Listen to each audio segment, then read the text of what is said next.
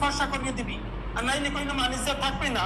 মানে কইবে গোস্ত কোরবানির আগে দেই গোস্ত খাওয়ার লাগবে, এদিকেই গেলি এখন খাও না খা, আর এক ভাতও লবি না, এই কই দিলাম কোরবানির কয়দিন খালি গোস্ত খাবি, তাইলেই তো আর ভাত রানবো না, গরুর গোস্ত ডিপেই ডিপেই খাওয়াবো।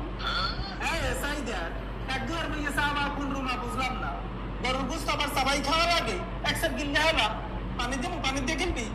আমার ফ্রিজে 3 থোয়ার জায়গা নাই, এক সপ্তাহের মধ্যে গোস্ত খাই আমার ফ্রিজ ফর্সা করিয়ে দিবি, আর নাইলে কইলে মানুষ থাকবে না।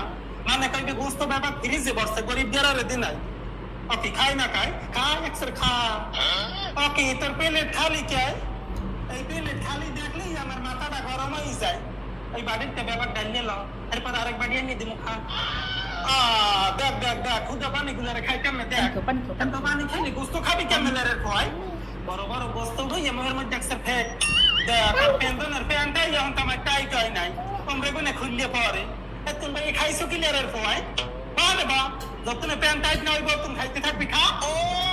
অ্যালার্জি হইতে গোস্ত খাওয়ান যাইবে না, কইছে কোন ডাক্তারে? এই ডাক্তারের ধরিয়ে লই তোর আমার ধরে একবারই গোস্ত খাওয়াই দিতাম আমি। আরে মোর আল্লাহ রে, জমিদারের ফাগাইছে ওনার ঘরের গোস্ত খাইতে মন লাগে না, ওনার আলু ভর্তা খাইতে মন লাগে, আলু ভর্তা খাওয়া মনে রাখ, 6 মাস খাওয়াবো মরির জ্বালা ভর্তা মনে রাখ। কোরবানির